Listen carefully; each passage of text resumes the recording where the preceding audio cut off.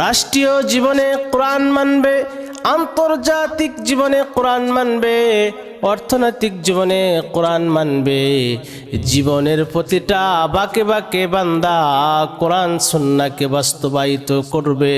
যে বান্দা কোরআন সুন্নাহ মুআফিক জিন্দেগি পরিচালনা করবে, এমন বান্দাকে কোরআন সুপারিশ করে আল্লাহর জান্নাতে পৌঁছে দিবে। عن جابر رضي الله تعالى عنه عن النبي صلى الله عليه وسلم القرآن شافع مشفع وماحل مصدق।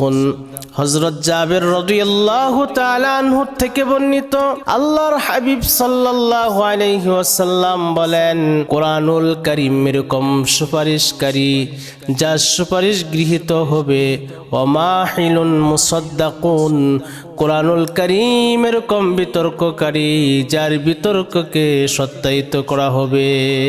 মান জাআলাহু আমামাহু কাদাহু ইলাল জান্নাহ, যে ব্যক্তি কোরআনকে সামনে রাখবে, কোরআন তাকে জান্নাতে পৌঁছে দিবে।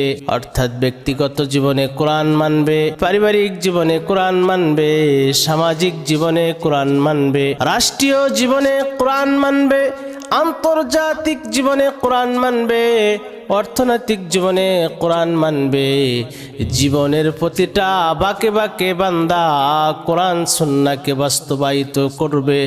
যে বান্দা কোরআন সুন্নাহ মুআফিক জিন্দেগি পরিচালনা করবে, এমন বান্দাকে কোরআন সুপারিশ করে আল্লাহর জান্নাতে পৌঁছে দিবে।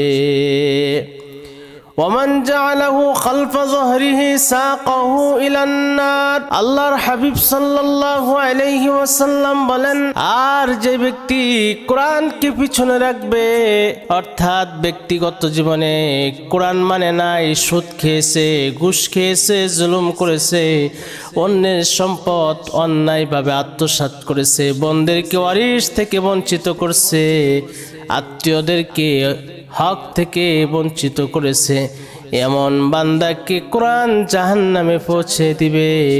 মেয়েটাকে পর্দায় রাখে নাই, স্ত্রীকে পর্দায় রাখে নাই, সন্তানদেরকে দিন শিক্ষা দেয় নাই, অর্থাৎ ব্যক্তিগত জীবনে সে কোরআন মানে নাই, সামাজিক জীবনে কোরআন মানে নাই, রাষ্ট্রীয় জীবনে কোরআন মানে নাই, এমন বান্দাকে কোরআন জাহান্নামে পৌঁছে দিবে।